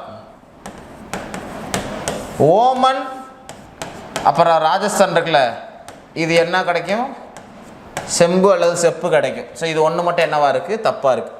அடுத்த கேள்வி, குப்தர் காலத்தில் கலப்பை, குப்தர் காலத்தில் தொடங்கி பிரிட்டிஷ் காலங்க பீரியட் வர அந்த பிளக்குக்கான இது பேர் என்ன அப்படின்னா ஹலிவகரா. ஹலிவகரா தான் கலப்பைக்கானது. ஹிரண்யாங்கிற வார்த்தைக்கு என்ன அர்த்தம், தங்கம்னு அர்த்தம். ஸோ தங்கத்துக்கான வரியா இல்லை நிலவரியை தங்கத்தில் வாங்கினதான்னு தெரியலை. சுல்காவ்னா டோல், சுங்கவரி. கிளிப்தா உபகிளிப்தா அப்படின்னா லேண்ட் டிரான்சாக்ஷன் சம்பந்தமான வரி. ஓகேவா. அவுரங்கசீப்போட ஆட்சியோட லாஸ்ட் பீரியட் தான் டெக்லைன் ஆச்சுன்னு போட்டிருக்காங்க. காரணம் தக்கான அரசோட நட்புறவாக இருந்தார், அவருங்க நட்பாக இருந்தார். அவர் தான் கோல்கொண்டா பீஜப்பூர் எல்லாத்தையுமே இது பண்ணார். இவங்களோட இது காரணம் கிடையாது, சரியா. ஸோ கூற்று சரிதான், அதுக்கான காரணம் இது கிடையாது. அடுத்த கேள்வி, பால்பன் தன்னை கடவுளின் பிரதிநிதியாக அறிவித்து கொண்டார். ஆமாம், அதனால தான் அவர் வந்து பைபோஸ் மெத்தட்லாம் வச்சுருப்பார். பைபோஸ் முறை. அதே மாதிரி அந்த பைபோஸ்னால் காலில் முத்தமிடுறது, அவரோட பாதத்தை முத்தமிடுறது. அதே மாதிரி அந்த ஈரானிய மன்னர்களோட அந்த தானே கடவுள், காட்ஸ் டிவைன் பாலிசின்னு சொல்லுவாங்க சரியா. ஸோ அந்த இதை ஃபாலோ பண்ணியிருப்பாங்க. இது இவங்க கூட எங்களுக்கு எந்த விதமான கனெக்ஷனும் இல்லைன்னு சொல்லி இவர் தான் என்ன சொல்லியிருப்பாங்க அப்படின்னா, ஆக்சுவலாக இவங்க பால்பன் வந்து நவ்ரோஸ் அப்படிங்கிற ஒரு திருவிழாவையும் அறிமுகப்படுத்தியிருப்பார். இவர் இங்கே ஆட்சி பண்ணுறதுனால தான் பார்க்கடலில் கிறிஸ்டன் வந்து நல்லா நிம்மதியாக தூங்குறாருன்னு சொல்லியிருப்பாங்க. ஸோ இந்த மாதிரி தன்னை எல்லா வகையிலையும் கடவுளோட ஐக்கியப்படுத்திக்கிறது ரொம்ப முக்கியமானவர். அப்புறம் பால்பன் வந்து பார்த்திங்கன்னா அயன் அண்டு பிளட் பாலிசியை ஃபாலோ பண்ணவர்னு சொல்லுவாங்க. அடுத்து இளவரசர் குஸ்ருவுடன் இணைந்து கலகத்தை தூண்டிவிட்டிருக்கார் ஜகாங்கீர் வந்து பார்த்திங்க அப்படின்னா சீக்கியர்களோட 5th குரு, 5வது குருவான அர்ஜுன் தேவை ஜகாங்கீர் கொலை பண்ணுவார். தேஜ் பகதூர் 9th, இவங்களை யார் கொலை பண்ணுவா அப்படின்னா அவுரங்கசீப் கொலை பண்ணுவாங்க. குரு கோவிந்த் சிங் தான் 10th. அவர் சொல்லிடுவார் இதுக்கு மேலே யாருமே வேணாம், 10ஓட போதும்னு சொல்லி இந்த 10வதுலேருந்து என்ன பண்ண ஆரம்பித்தாங்கன்னா வேணான்னு சொல்லி நிப்பாட்டிட்டாங்க. இவர் தான் எதை ஆரம்பிச்சிருப்பார் அப்படின்னா சீக்கியர்களோட இராணுவமான கால்சாவை இவர் தான் தொடங்கியிருப்பார். இதை வச்சு இவங்க முகலாயர் கூட அவங்க சூப்பராக சண்டை போட்டு ஜெயிப்பாங்க சரியா. அடுத்து இவர் மத்திய ஆசியாவின் சாமர்கண்ட் அந்த சுற்றுலா பகுதியை ஆட்சி செய்தார். 1398 டிசம்பர் மாதத்தில் டெல்லியை கொள்ளுச்சு. பஞ்சாப், டெல்லிக்கு நெக்ஸ்ட்டு பஞ்சாப், டெல்லி அதிகம், நெக்ஸ்ட்டு பார்த்திங்கன்னா பஞ்சாப்னு ஒரு வரி இருக்கும் சரியா. அதான் எல்லாருக்குமே தெரியுமே தைமூர். தாமர்லேன் அப்படிங்கிறது இங்கிலீஷ் சொல் சரியா. அவர் நொண்டி, அவர் கொஞ்சம் விஸ்கி நடப்பார், அதை குறிக்கிற விதமாக அந்த வார்த்தை சொல்லுவாங்க, வேணால் தெரிஞ்சுக்கோங்க. தாமர்லைன் அப்படிங்கிறது தைமூர் மாதிரி ஆகணும் அப்படின்னு என்னென்ன முஸ்லீம்களாக நினச்சாங்களோ அவங்க எல்லாத்துக்கும் தைமூரியன் அப்படிங்கிற ஒரு பேர் இருக்குது. ஒரு பேர் இருக்குது. பாபர் ஒரு தைமூரியன் தன்னை கிளைம் பண்ணிக்கிட்டார். ஓகேவா. ஸோ 1398 இவர், 1739 நாதிர் ஷா, இவர் டெல்லி சுல்தான் காலத்தில், இவர் முகலாய காலத்தில் வர்றார். ஓகேவா. ஸோ அடுத்து குப்தர் காலத்தில் வங்கத்தின் தாமிரலிப்தி, ஆக்சுவலாக கிழக்கு சைடு ஒரே ஒரு ஹார்பர் தான், அது தாமிரலிப்தி என்று குறிப்பிட்டவர் பாகியான். ஸோ பாகியானை பொறுத்தவரை 4-5 விஷயம் சொல்லியிருப்பார். இந்தியாவை பிராமணர்களின் பூமின்னு சொல்லியிருப்பார். மது அசைவம் கிடையாதுன்னு சொல்லியிருப்பார். குறைவான தண்டனை, டீசெண்டான ஒரு தண்டனை தான் கொடுக்குறாங்க அப்படின்னு சொல்லியிருப்பார். இந்தியா சீனாவோட கடல் போக்குவரத்து ரொம்ப ஆபத்தானதுன்னு சொல்லியிருப்பார். எல்லாருமே இங்கே நிறைய இரக்க குணம் உடையவங்களாக இருக்காங்கன்னு சொல்லியிருப்பார். ஆனால் பாகியான் 2ஆம் சந்திரகுப்தன் காலத்தில் வர்றாரு, 9 வருஷம் கிட்ட இருக்காரு. 2ஆம் சந்திரகுப்தனை பற்றி அந்த பேரை ஒரு இடத்துல கூட குறிக்கல சரியா, ஞாபகம் வச்சுக்கோங்க. Right, okay. அடுத்து இது குரூப் 4ல் டிஎன்பிசியில் கேட்ட கேள்வி, இந்த கேள்வி சரியா. குப்தர் கால குடவரன்னா உதயகிரி ஒடிசா, அஜந்தா எல்லோரா மகாராஷ்டிரா, பாக் வந்து மத்திய பிரதேசம். இந்த எலிஃபாண்டா குகை மகாராஷ்டிராவில் இருக்கு இல்லையா, இது வந்து ராஷ்டிர கூடர்களோட உதாரணம். இது குப்தரோட ஆக்சுவலாக பொருந்தாது கேட்டிருக்காங்க. ஸோ இது ஆல்ரெடி டிஎன்பிசியில் கேட்ட கேள்வி. அடுத்து பின்வருவனவற்றில் எது தவறான கூற்று? ஹரப்பா மக்கள் கட்டுமான பணிகளுக்கு சுடாத, நல்லா தெரிஞ்சுக்கோங்க. பேண்டு பிரிக், இவங்க பயன்படுத்தின சுட்ட செங்கல்கள் ரொம்ப பிரபலம், அது உண்மைதான். அதுக்காண்டி 100% சுட்ட செங்கல் இவங்க பயன்படுத்தலை. 100% சுட்ட செங்கல் கிடையாது. சுட்ட செங்கல் அதிகமாக பயன்படுத்தியிருப்பாங்க, சுடாத செங்கலும் பயன்படுத்தியிருப்பாங்க. ஓகேவா. ஹரப்பா மக்கள் இரட்டை சாகுபடி முறை, ரபி காரிப் அப்படிங்கிற 2 சீசனில் பயிரிடுறாங்க சரி. அதான் இரட்டை சாகுபடி முறைனா சீசன், ரபி காரிப், அந்த 2 சீசனில். ஹரப்பா மக்கள் கால்நடை வளர்ப்பு தொழில் ஈடுபட்டன, அது யாராக இருந்தாலும் பண்ண தான் செய்வாங்க. ஹரப்பா மக்களுக்கு குதிரை, இது ரொம்ப எலிமெண்ட்ரியான விஷயம் சரியா. குதிரையும் தெரியாது, குதிரை அண்டு இரும்பு இந்த மக்களுக்கு தெரியாது. ஓகேவா. ஸோ இது ஒன்று தப்பாக இருக்கு. இது டிஎன்பிசி கொஸ்டின், இது தமிழ்நாடு கொஸ்டின். கியூனிஃபார்ம் கல்வெட்டு மெசபடோமியாவுக்கும் ஹரப்பாவுக்கும் இடையிலான வர்த்தக தொடர்பை குறிப்பிடுகிறது. ஆமாம். கியூனிஃபார்ம் கல்வெட்டின் மெலுகா என்று குறிப்பிடப்பட்டிருப்பது சிந்து பகுதியை குறிக்கிறது. ஆமாம். இந்த மெலுகா அப்படிங்கிறத பற்றி நாரம் சின் அப்படிங்கிற மன்னனோட குறிப்புகள் தான் அந்த மெலுகா பற்றி குறிக்குது. மெலுகா அப்படின்னா அது எப்படி இந்தியா அப்படின்னு ஆய்வாளர் கண்டுபிடிச்சாங்க அப்படின்னா அந்த குதிகளில் பார்த்தீங்கன்னா நவரத்தின கற்களோட வியாபாரம் பற்றி வருது, குரங்கு பற்றி வருது, காண்டாமிருகம் பற்றி வருது, மயில் பற்றி வருது. இதுக்கு மோஸ்ட்லி இந்தியாவோட தொடர்புடைய விலங்கு. அப்படி தான் மெலுகானா அது இந்தியான்னு கண்டுபிடிச்சாங்க. சரியா? ஸோ ரெண்டுமே சரி. அதே மாதிரி இந்தியா அதிகமான வியாபார தொடர்பு வச்சிருந்தோம், அதிகம் ட்ரேடு பண்ணதும் மெசபடோமியா கூட தான். ஓகேவா? அடுத்த கேள்வி, உழுத நிலம். உழுத நிலம்னு கேட்டாலே ராஜஸ்தான், அவ்வளோ முடிஞ்சு. ராஜஸ்தான் எங்கே? காளிபங்கன் எங்கே இருக்குது? ராஜஸ்தானில் இருக்குது. எந்த இடம்னு கேட்குறாங்க. உழுத நிலம் எங்கே கிடச்சிருக்குன்னா அந்த இதெல்லாம் நம்ம புத்தகத்தில் நம்ம வீட்டிலலாம் கிடக்கு. சரியா? உழுத நிலம் அப்படியே அலையாக இருக்கும். ஸோ அந்த உழுத நிலம் ராஜஸ்தானில் தான் கிடச்சிருக்கு. வேள்வி பீடம் லோத்தல்லையும் கிடச்சிருக்கு. வேள்வி பீடம் லோத்தல்லையும் கிடச்சிருக்கு, காளிபங்கலையும் கிடச்சிருக்கு. ஆனால் லோத்தல் வந்து ஹார்பர் ஏரியா, அங்கே உழுத நிலம் கிடைக்கல. அப்படிங்கிறப்ப இதுதான் காளிபங்கன். காளிபங்கன்னா பிளாக் பேங்கிள்ஸ், கருப்பு வளையல்கள்னு அர்த்தம். ஏன்னா வளையல் செய்கிறதுக்கு இந்த இடம் ரொம்ப ஃபேமஸான இடமா இருந்திருக்குன்னு சொல்லி ஆய்வாளர்கள் சொல்கிறாங்க. அதான் அந்த பேர். ஓகேவா? காளிபங்கன் அப்படிங்கிற இந்த ஏரியா வந்து அமலானந்த ஜோஷி அப்படிங்கிறவர் என்ன பண்ணார்? ஃபைண்ட் அவுட் பண்ணார். ரைட். ஓகே. அடுத்த கேள்வி, அராபிய எழுத்துக்களில் பொறிக்கப்பட்டிருந்த இல்துத்மிஷ் வெளியிட்ட இதுலேயே ஒரு ஒன்வேர்டு இருக்குது. அராபிய எழுத்துக்களில் நாணயம் வெளியிட்ட முதல் மன்னன் இல்துத்மிஷ் தான். அவன் டாங்கா ஜிடால் அப்படிங்கிற 2 நாணயம் வெளியிட்டிருப்பான். இது ரெண்டுமே ஒன்வேர்டு. அதில் என்ன கேட்டிருக்காங்க? இந்த 175 மில்லிகிராம் அப்படின்னு கேட்குறப்ப அது ஏத்தான் குறிக்கும், அது டாங்காங்கிற வெள்ளி நாணயத்தை தான் குறிக்கும். ஆனால் நான் சொன்ன 3மே ஒன்வேர்டு. டெல்லி சுல்தான்களில் முதல் முறை நாணயம் வெளியிட்டவர் இவர் தான். அரபு மொழியில் நாணயம் வெளியிட்டவர் இவர் தான். இவர் வெளியிட்ட நாணயம் வந்து டாங்கா அப்புறம் ஜிடால். அதில் டாங்காங்கிற வெள்ளி நாணயம் தான் என்னது 175 மில்லிகிராம் எடையுடையது. 4 TNPSC question. அடுத்து, பின்வரும் கூற்றுக்களை கருத்தில் கொள்க. ஹரப்பா தலங்களில் கனசதுர வடிவத்தில். ஆமாம். ஹரப்பாவை பொறுத்தவரை செவ்வக வடிவம் அப்படின்னா அந்த நீச்சல் குளம், கனசதுர வடிவம் அப்படின்னா அது நம்ம என்னது செர்ட்டு. இவ்வெடைக்கற்கள் இரும எண் முறையை வெளியிட்டன. ஆமாம். எடைகளின் விகிதம் வந்து 1, 4, 16. 4 ரேஷியோவில் போகுது, கிடையாது. 1, 2, 4, 8, 16, 32 இப்படி தான் போகும். ஸோ அப்போ இந்த இதில் பார்த்தீங்கன்னா சரி தப்பு. ஓகேவா? அடுத்து, அஜந்தாவின் சுவர் ஓவியங்கள் பிரஸ்கோ ஓவியம். இது ரொம்ப முக்கியமானது. இந்த பிரஸ்கோ ஓவியம் இதுவரை டிஎன்பிசியில் பெரும்பாலும் கேட்கவே இல்லை, என்னைக்கு வேணாலும் கேட்கலாம். சரியா? ஸோ சுவரோவிய வகைகள் சேர்ந்தது. அதில் வந்து பிரஸ்கோங்கிறனா சுவர் ஈரமாக இருக்கும்போதே வரைகிறது. அப்போ கரெக்டு. கூற்றும் சரி, காரணமும் சரி. மற்றபடி அஜந்தா எல்லோரால் உள்ள மித்த ஓவியங்கள்லாம் என்ன பாணி அப்படின்னா மத்திய பிரதேச பாணி. சரியா? ரைட். ஓகே. அடுத்த கேள்வி, படை வீரர்களுக்கு கொள்ளையில் பங்கு தராமல் பணமாக மிக குறைந்த ஊதியம் கொடுத்த முதல் சுல்தான் அப்படின்னா தலைவர் அலாவுதீன் கில்ஜி.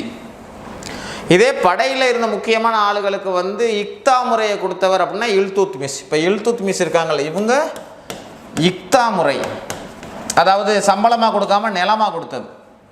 ஆனால் கொள்ளையிலலாம் கிடையாது. ஏன்னா ஒவ்வொரு எல்லா ராஜா இதுகள்லையுமே என்ன இருக்குன்னா கொள்ளையடிக்கிறதுல பங்கு பர்சன்டேஜ் வந்து வாங்குவாங்க. அப்படி கொடுக்காம சேலரியாக கொடுத்த முதல் மன்னன் அப்படின்னா அலாவுதீன் கில்ஜி. அலாவுதீன் கில்ஜி எக்கச்சக்கமான மாற்றம் பண்ணியிருப்பாங்க. அவர் தான் மங்கோலியர்களை ஃபாலோ பண்ணி குதிரைகளுக்கு வந்து தாக் அப்படிங்கிற சூடு போடுற முறை இவர் தான் அறிமுகப்படுத்தியிருப்பார்.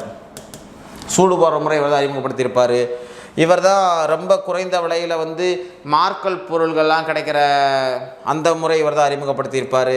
அலாவுதீன் கில்ஜி இந்தியாவில் ரொம்ப முக்கியமான ஒருத்தவங்க. இவங்க தான் மதுவை ஒழிச்சவங்க, இவங்க தான் சூதாட்டத்தை ஒழிச்சவங்க, இவங்க தான் கேளிக்கைகளை ஒழிச்சவங்க. இவங்க காலத்தில் அமைச்சர்களுக்குள்ளே திருமண உறவு பண்ணால் இவரோட சம்மதம் வாங்கணும். இந்த மாதிரி நிறையா ஸ்ட்ரிக்டான ரூல்ஸ்லாம் கொண்டு வந்தவர் அலாவுதீன் கில்ஜி. அதனால தான் இவரை இந்தியாவின்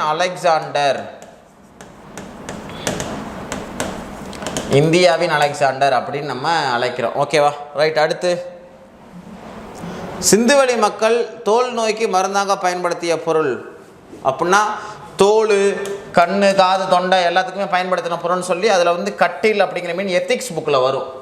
ஓகேவா? ஆனால் மானின் எலும்பு, காண்டாமிருக எலும்பு, குதிரை எலும்பு கிடையாது, மானின் எலும்பு, காண்டாமிருக எலும்பையும் அவங்க வேப்பந்தலை, வேப்பங்கொழுந்து இதெல்லாம் அவங்க பயன்படுத்தினதா ஸ்கூல் புக்கில் போட்டிருப்பாங்க. ஆனால் தோல் நோய்க்கு பயன்படுத்தின பொருள்னு சொல்லி இந்த மீன் தான் இருக்கும். ஓகேவா? குழம்பிடாதீங்க. அடுத்து பின்வரும் இதுகளை இது பண்ணணும். ரபி, காரிப் 2 வேளாண் பயிர்களை பயிர் வகை வந்து துசுக்கி பாபரி பட்டியலிடு. துசுக்கி பாபரி இல்லை, துசுக் இ அக்பரி, அக்பரோட புக்கில் தான் இது இருக்குது. கர்கானா என்ற, கர்கானா இது ஃபேக்ட்ரி, தொழிற்கூடங்களில் விலையுயர்ந்த பொருள். அடுத்து பொருட்கள் இடஒதுக்கீடு உண்டிங்கிற கடன் பத்திரம். தப்பு, சரி, சரி. ஸோ 2, 3 சரியாக இருக்குது. 1வது வந்து இப்படி ரபி காரிப் முறையாக இருக்கட்டும், அப்புறம் இந்தியாவில் வந்து எந்தெந்த ஜாதியினர் வந்து உயர்ந்த பொறுப்புகளுக்கு போகலான்னு சொல்கிற விஷயங்களாக இருக்கட்டும், இந்த மாதிரி அக்பர் காலத்து, முகலாயர் காலத்து நிர்வாகம் சார்ந்ததுனாலே துசுக்கி அக்பரி தான் சொல்லும். ஓகேவா? அடுத்த கேள்வி. அவுரங்கசீப் மற்ற மதங்களை வெறுத்ததனால் அவருக்கு அவப்பெயர் ஏற்பட்டது, அப்படி தான் பெரும்பாலும் சொல்லப்படுது. அவுரங்கசீப் இந்துக்கள் மீது மீண்டும் ஜிசியா மற்றும் பாத யாத்திரை வரியை வந்து போட்டார். ஆமாம், அது உண்மைதான். சரியா? அதாவது டிஎன்பிசிக்கு இது சரி, இது 100% சரியாங்கிறது ஆய்வாளர்கள் எடுக்க வேண்டிய முடிவு, நம்ம எடுக்கிறது தேவையில்லை. கேளுங்களேன். 1569 இது வேணால் தெரிஞ்சுக்கோங்க. அவர் வந்து ஜிசியா வரியவும்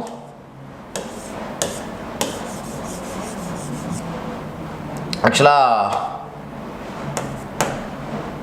1669.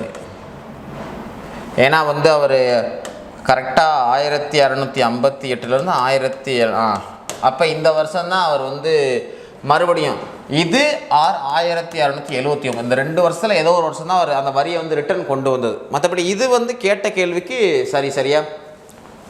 ரைட். அடுத்து அஷ்டத்யாயி அப்படின்னா 8 சாப்டர்னு அர்த்தம் அந்த வார்த்தைக்கு. மகாபாஷ்யம்னா பெரிய உரைன்னு அர்த்தம்.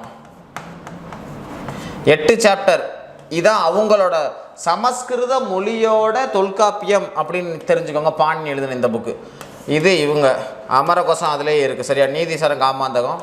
இந்த இது காமாந்தகர் எழுதின இந்த நீதிசாரா புக்கு தான் வந்து மன்னனுக்கு பொருளாதார அறிவுரை கொடுக்குற மாதிரி இருக்குது. அப்புறம் அமைச்சர்களுக்கும் இவங்களுக்கும் உள்ள வித்தியாசத்தை இந்த புக்கு தான் சொல்லுது. இப்போ ரீசெண்டாக ஏஇ எக்ஸாமில் கேட்டிருந்த கேள்வி. சரியா? ஸோ 2, 1, 4, 3. அடுத்த கேள்வி.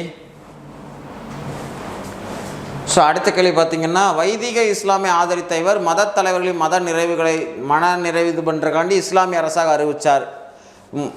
அடுத்து இஸ்லாமியர் அல்லாதர் செலுத்தும் வரைய பிராமணர்கள், இந்த பிராமணர்களும் செலுத்தணும்னு சொன்னாலே நம்ம ஃபெரோசா துக்ளக் தான். சரியா? ஸோ வைதிக முஸ்லீம்களை காம்ப்ரமைஸான இவர் நிறைய நல்ல ஸ்கீம் கொண்டு வந்திருப்பார்.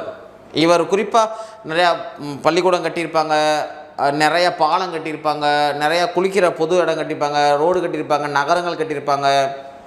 குறிப்பாக இது திவானி கைரத் அப்படிங்கிற விதவைகள் அந்த மாதிரி பாதுகாக்கிற அமைப்பு, திவானி பண்டகன் அப்படின்னு சொல்லி பார்த்திங்கன்னா அடிமைகளை பாதுகாக்கிறது, அந்த மாதிரி நிறையா விஷயம் ஃபெரோஸ் துக்ளக் பண்ணியிருப்பார். ஃபெரோஸ் துக்ளக் தான் நீர்ப்பாசன வரியை போட்டவருமே.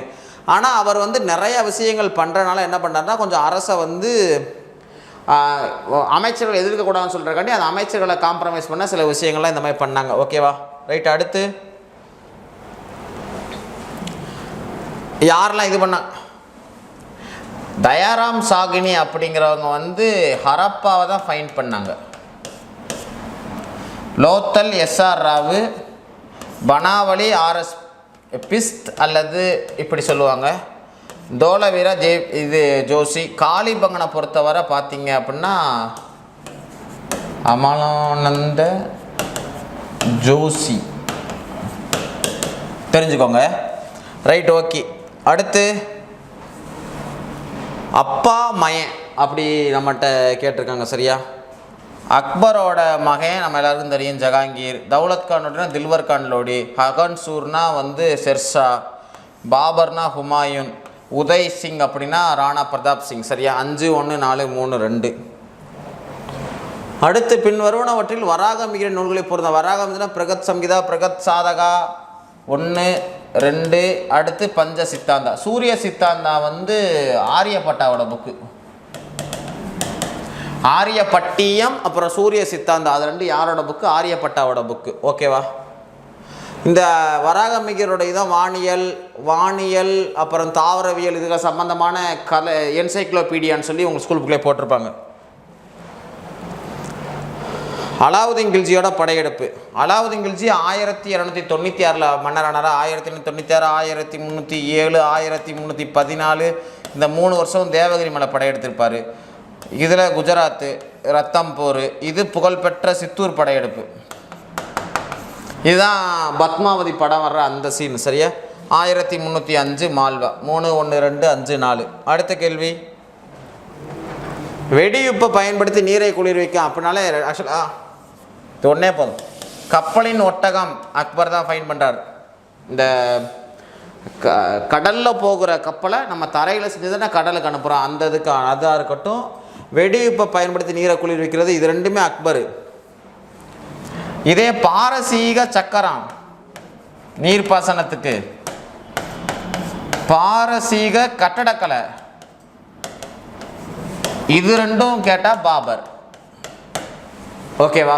அடுத்த கேள்வி, குப்த அரசர்களை பட்டங்களை வச்சு ஞாபகப்படுத்துக. விக்ரமாதித்தனா செகண்ட் சந்திரகுப்தன், கவிராஜானா சமுத்திரகுப்தன்,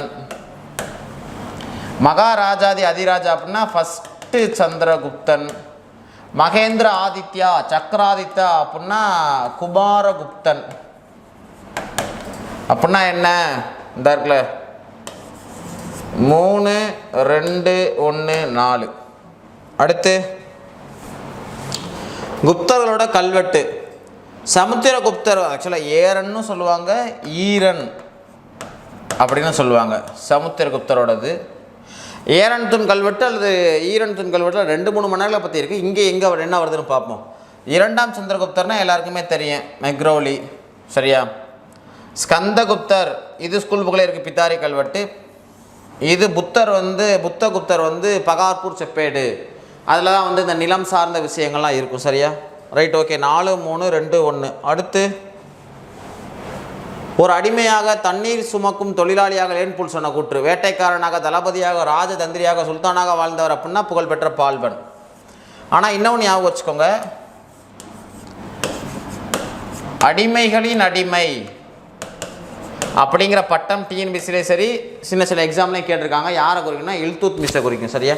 மற்றபடி எல்லாவும் இருந்து சின்ன இடத்துலேருந்து பெரும் உச்சத்தை தொடர ரோல் வரை யார் இருந்தா அப்படின்னா பால்பன் இருந்தாங்க. ஓகேவா? அடுத்து சிந்துவெளி எழுத்துக்களையும் திராவிட எழுத்துக்கும் நெருங்கிய தொடர்புண்டு என்ற பல்வேறு வரலாற்றை நிரூபித்திருக்காங்க. அவர்களுக்கு பொருந்தாத யார் வித்தியாசமான பாலகிருஷ்ணன் சார் வந்து இன்னுமே இருக்காங்க. சரியா? அவங்க புகழ்பெற்ற அவங்க ஹீராசு பாதியில் முதல்வர் தமிழ்னு சொன்னவர் 5வது இறந்து போயிட்டாங்க கொரோனா சமயத்தில். அவங்க தொடர்ந்து தமிழுக்கும் அதுக்குள்ள தொடர்பு சொல்லிக்கிட்டே இருந்தவங்க. கே ராஜையன் அப்படிங்கிறவர் வந்து பாளையக்காரர்களை ஆய்வு பண்ணுறவர்.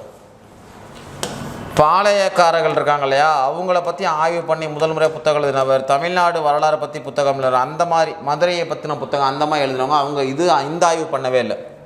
ஸோ பொருந்தாதவங்கன்னா இவங்க தான். அடுத்து அந்த இதில் வர்றது 2ஆம் சந்திரகுப்தனோட அந்த அவையில் வர்ற இதுக விட்டல் பட்டா பிளாக் மேஜிக்கு, வராகமிகர் வானியல், சன்கு கட்டடக்கலை, காகபனர் ஜோதிடர். ஓகேவா? அப்படியே பார்த்தீங்கன்னா நம்ம ஹரிசனர், அடுத்து காளிதாசர், இவங்களாம் சமஸ்கிருத புலவர்களில் வருவாங்க. ஓகேவா? அடுத்து இதிமத் உத் தௌலா, இவரோட யாரோட மாமனார்? ஜஹாங்கீரோட மாமனார். ஸோ இதிமத் உத் தௌலா அப்படிங்கிற வார்த்தைக்கு என்ன அர்த்தம்னா அரசின் தூண் அல்லது அரசாங்கத்தின் தூணுன்னு அர்த்தம்.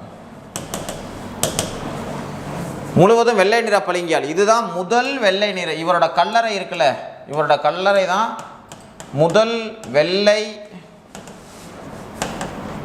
பளிங்கு கட்டடமே. எது கிடையாது? தாஜ்மஹால் கிடையாது. கேள்வியே தெரியும், ஜஹாங்கீர் கட்டினது. சரியா? ஜஹாங்கீர் நூர்ஜஹானோட அப்பா மாமனார் காண்டி கட்டினது அந்த கட்டடம். ஸோ அடுத்த கேள்வி, கீழ்காணுபவற்றுள் தவறானதை தேர்ந்தெடு. இல்துத்மிஷ் பற்றி. இந்தியாவில் அரேபிய, ஆமாம் அப்படியே சொன்னேன். ரைட்டா? முதல் மன்னன்.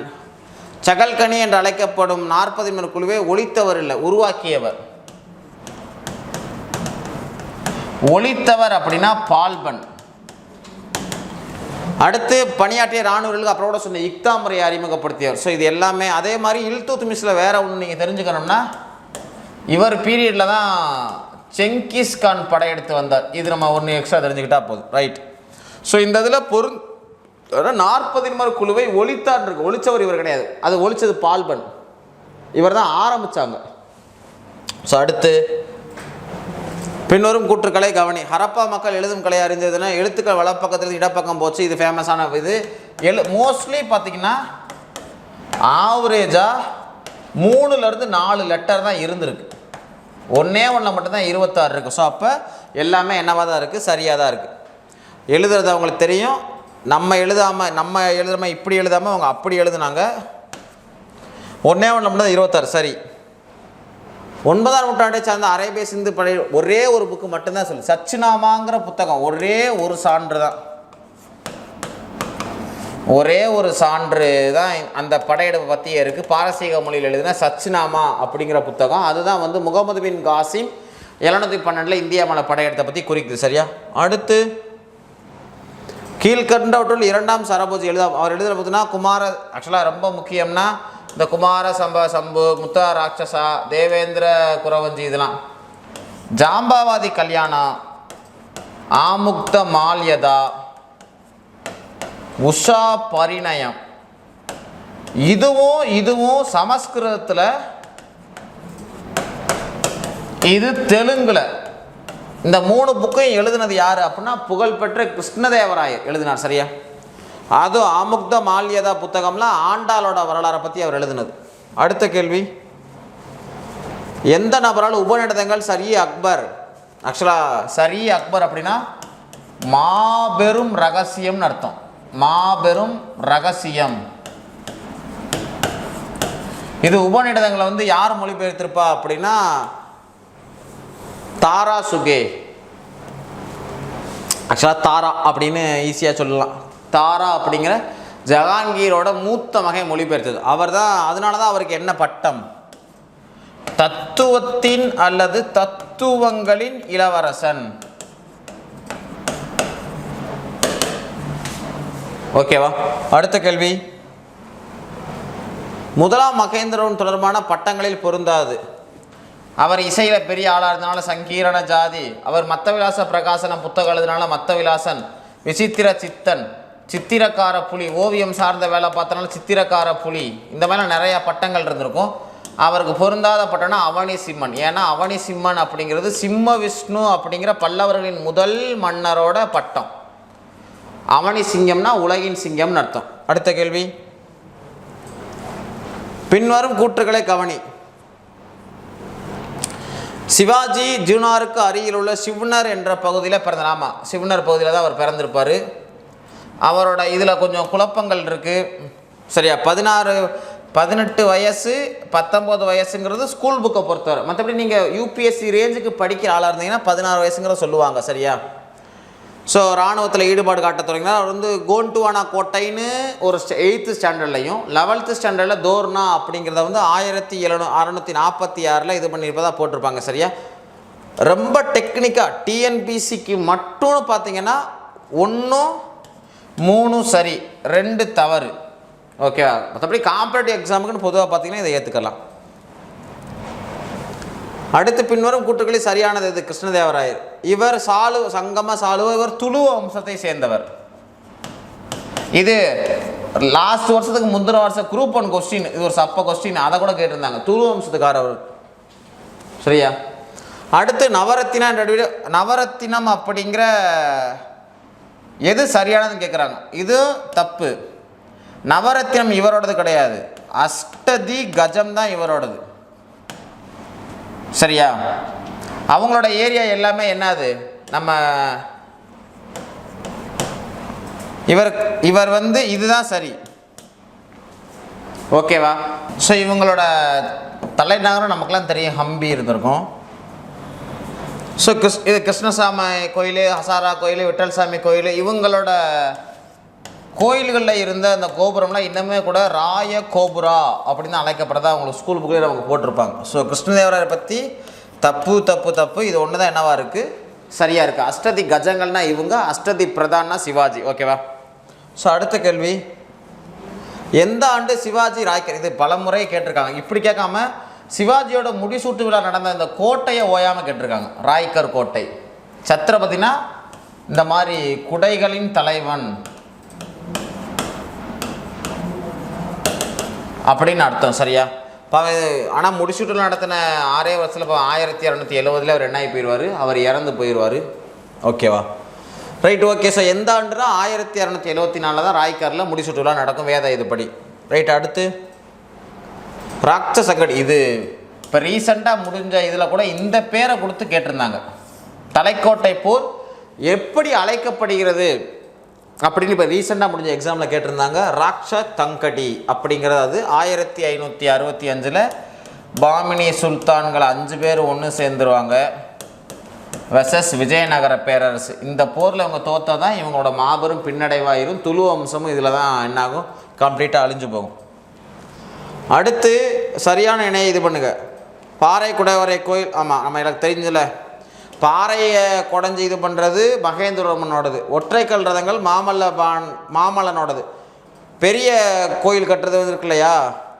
ஸோ கட்டுமான கோயில்னா ஸ்ட்ரக்சர்டு டெம்பிள்னு சொல்லுவாங்க. ராஜசிம்மன் பாணியும் அதுதான், நந்திவர்மன் பாணியும் அதுதான். ஓகேவா? ஸோ 3மே என்னவா இருக்குது, சரியாக இருக்குது. மலையில் ஒளிந்துள்ள, ஆக்சுவலாக கேளுங்களேன். ஸோ மலை எலி, பழைய புக்கு படி பார்த்தீங்கன்னா மலை எலி, தக்காணத்தின் புற்றுநோய் எல்லாமே அவுரங்கசீப் சொன்னதாக போட்டிருக்கு ஸ்கூல். இப்போ புக்கு படி பார்த்தீங்கன்னா மலை எலிங்கிற இந்த பட்டம் வந்து இவரால் கொடுக்கப்படுது, அப்சல் கானால். மலையில் ஒளிஞ்சிக்கிட்டு இருக்க எலியை பிடிச்சிட்டு வர்ற மாதிரி அப்சல் கான் சொல்கிறார், நான் போய் என்ன பண்ணிட்டு வரேன், ஏன்னா பீஜப்பூரோட தளபதியான இவருக்கு பீஜப்பூர் ராணி உத்தரவுறாங்க போய் சிவாஜியை பிடிச்சிட்டுவான்னு. ஸோ மலையலின் இவங்களும் தக்கான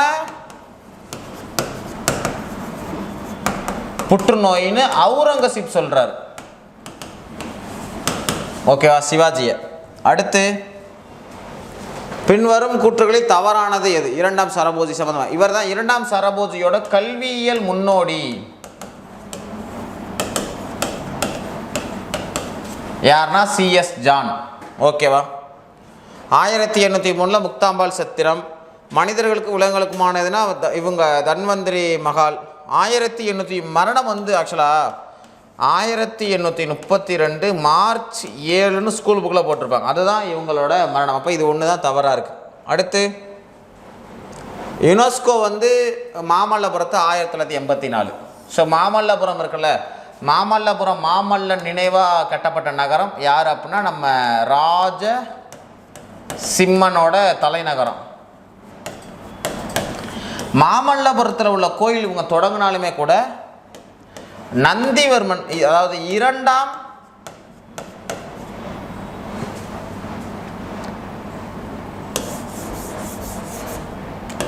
உங்க மகேந்திரவர்மன் நரசிம்மவர்மன், 2ஆம் நரசிம்மவர்மன் இருக்கான்ல, அவன் காலத்தில் தான் மாமல்லபுரம் கடற்கரை கோயில் கட்டியிருப்பாங்க. அந்த கடற்கரை கோயிலோட ஸ்ட்ரக்சரை பார்த்து தான் பின்னாடி வந்து ராஜராஜன் வந்து தஞ்சை பெரிய கோயில் கட்டினதாக சொல்லுவாங்க. ஓகேவா? அடுத்தது கிருஷ்ணதேவர் எழுதின நூலில் பொருந்தாது. நான் இப்போ தான் சொன்னேன், தெலுங்கில் அவர் எழுதுனது, இது ரெண்டும் சமஸ்கிருதத்தில் எழுதுனது. பாண்டுரங்க மகாமாத்தியம் வந்து தெனாலியோட புத்தகம், தெனாலி எழுதின புத்தகம். ஓகேவா?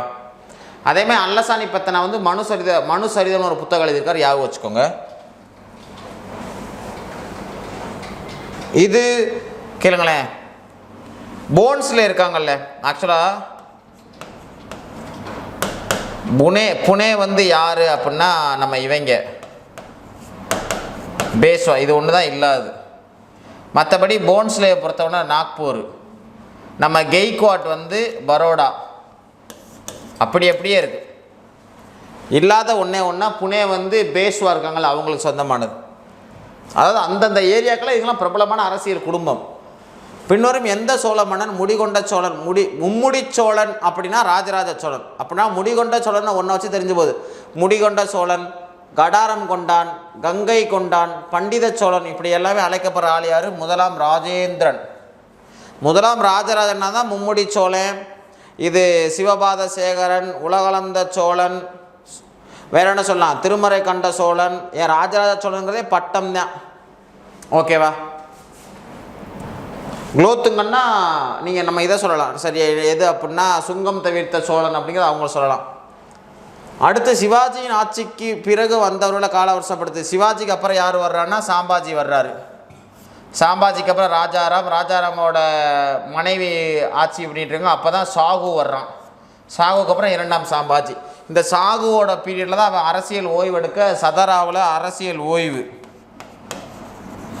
அப்போ தான் சாகு என்ன பண்ணுறாரு அப்படின்னா பாலாஜி விஸ்வநாத்தை பேசுவா ஆக்குறாரு. அப்படியே பேசுவா பீரியட் ஆயிடுது. மற்றபடி இவங்களாம் என்ன ஆயிடுறாங்க, டம்மியாக இருந்துடுறாங்க. சரியா?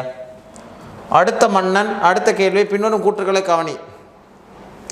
விஜயநகர அரசர்கள் வராகன் என்ற குறிப்பிட்ட தங்க நாணயத்தை வெளியிட்டாங்க. அது எண்ணிக்கையில் நாணயத்தில் அரசருடைய பேர் நாகரி மற்றும் இது ரெண்டுமே ஸ்கூல் புக்கில் இருக்குது. அப்படியே வரி தவறாமல் இருக்குது. ரெண்டுமே சரி. சரியா?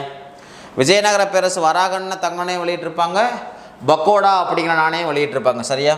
அடுத்து காயல் மற்றும் இந்தியாவின் காயல் அப்படிங்கிறது பாண்டியர்களோட பின்னாடி புகழ்பெற்ற துறைமுக தலைநகரமாக இருந்திருக்கும். ஸோ அங்கே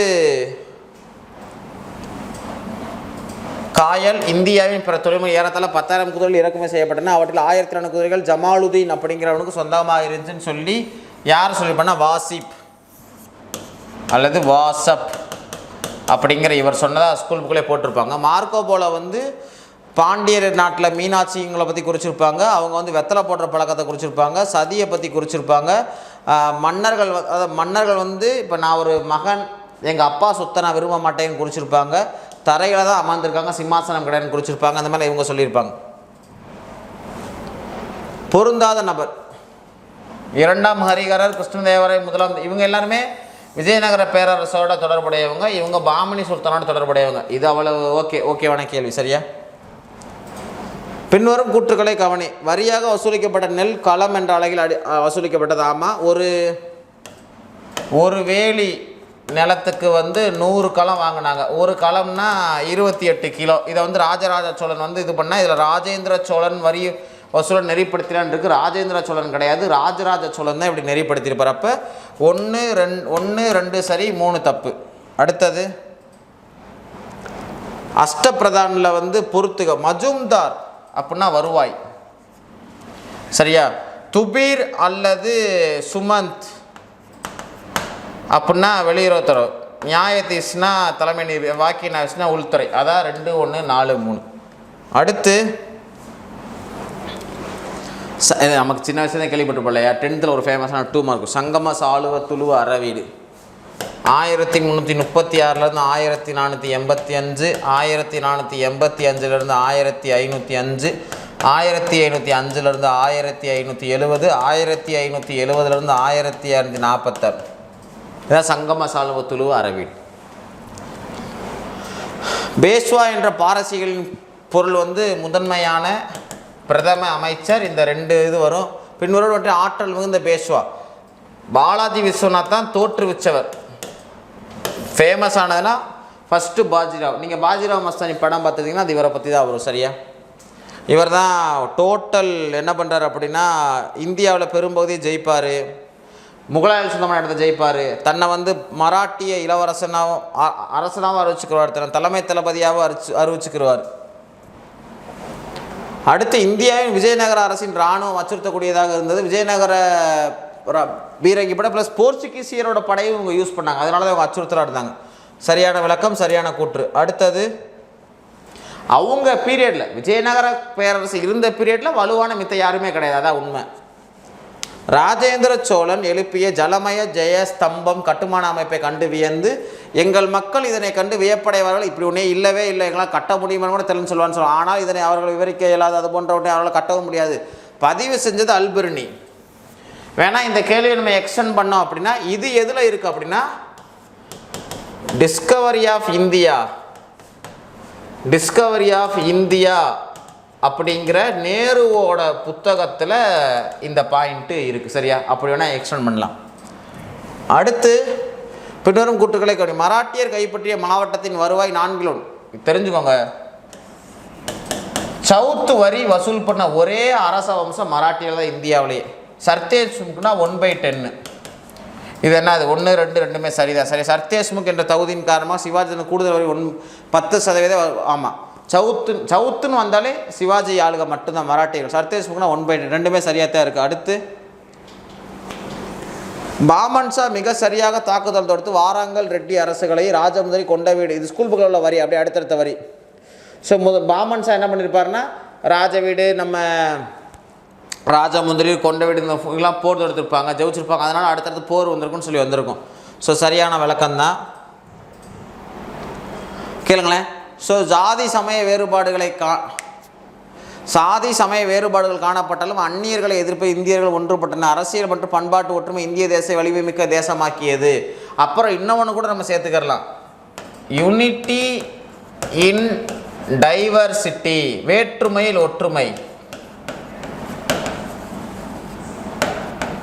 இந்த பாயிண்ட்டுகள்லாம் எந்த புத்தகத்தில் இருக்குது அப்படின்னா டிஸ்கவரி ஆஃப் இந்தியா, நேரு எழுதின டிஸ்கவரி ஆஃப் இந்தியா. குறிப்பாக இது ஒரு கேட்டிருக்காங்க, யூனிட்டி இன் டைவர்சிட்டி எந்த புத்தகத்தில் இடம்பெற்றிருக்கு அப்படின்னா இந்த மொதல் 2 பாயிண்ட்டு, 3வது பாயிண்ட்டை எதை ஞாபகம் வச்சுக்கோங்க. ஓகேவா? இது யாரோட புக்கு? பை நேரு. நேஷனல் ஹெரால்டுங்கிறது பத்திரிக்கை. கிளிம்சஸ் ஆஃப் வேர்ல்டு ஹிஸ்ட்ரி அப்படிங்கிறது இவரோட உலக வரலாறு. டுவர்ட்ஸ் ஃப்ரீடம் தெரில. அடுத்து பைசாகி அறுவடை திருநாள் பஞ்சாபில் கொண்டாடப்படுகிறது. பைசாகி நீங்கள் இப்படி ஞாபகம் வச்சுக்காரு, ஏப்ரல் 13, 1919 பைசாகி ஃபெஸ்டிவல். கால்சா டே அன்னைக்கு தான் ஜாலியன் வாலாபாக் படுகொலை நடந்தது. சரியா? ஸோ அடுத்து போகி, இது வந்து அசாமில் கொண்டாடுறாங்க. ரெண்டுமே சரி. ஓகே. கோல்கொண்டா கோட்டை வந்து இந்த ராஜா கிருஷ்ணதேவ். கோல்கொண்டா கோட்டையோட மிக உயர்ந்த ஏரியா வந்து பாலஹிசார். இக்கோட்டையில் வந்து குதுப் ஷாஹி ஸ்கூல் புக்கில் இருக்கும். குதுப் ஷாஹியோட என்ன இருக்குது, இந்த மாதிரி கல்லறை இருக்குது. அப்போ 1, 2 சரி, 3 தவறு.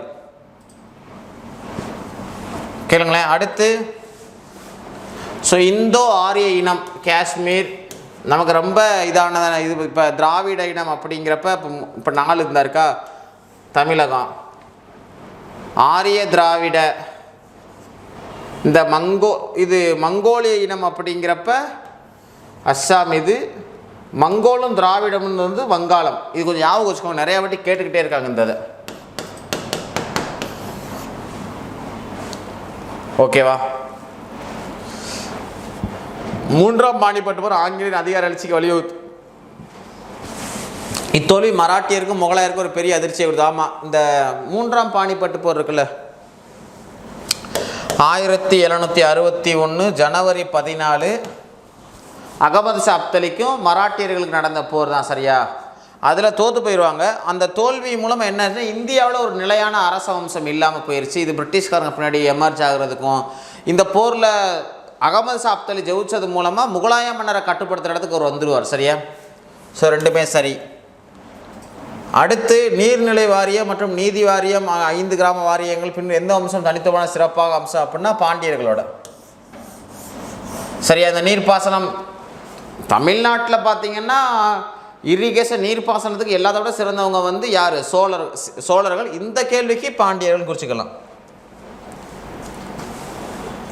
எந்த பாரசீக வெடிமருந்து, ஆக்சுவலாக இந்த முகமது கவான் இருக்காங்கல்ல, முகமது கவான் பாரசீகத்துக்காரரு, கணக்கில் சிறப்பாக இருந்திருப்பார்.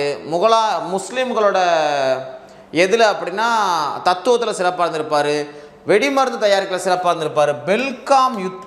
பெல்காம் அப்படிங்கிற யுத்தத்தில் இவங்க விஜயநகர பேரரசுக்கு எதிராக இந்த வெடிமருந்தை பயன்படுத்தவும் செஞ்சுருப்பார். மதரசா ஒன்று கட்டியிருக்காரு, அதில் 3000 முக்கு இருந்துச்சு. எல்லாமே முகமது கவான்.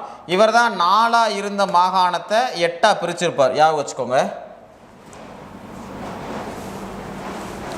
ஸோ இந்த இந்திய நடனங்களை பொறுத்தவரை சத்ரியா அப்படின்னா அஸ்ஸாம், யக்ஷகானம் அப்படிங்கிறது கர்நாடகா, கம்பேலியா அப்படிங்கிறது ராஜஸ்தான். அதே மாதிரி இந்த இது டக்குன்னு ஒன்று ஞாபகம் மாட்டேங்குது, அந்த புகழ்பெற்ற ஒரு இது இருக்கும். சோலியா அப்படிங்கிறது உத்தரகாண்ட். இது ஒன்று மிச்சம் இருக்கிறது காஷ்மீர். சரியா?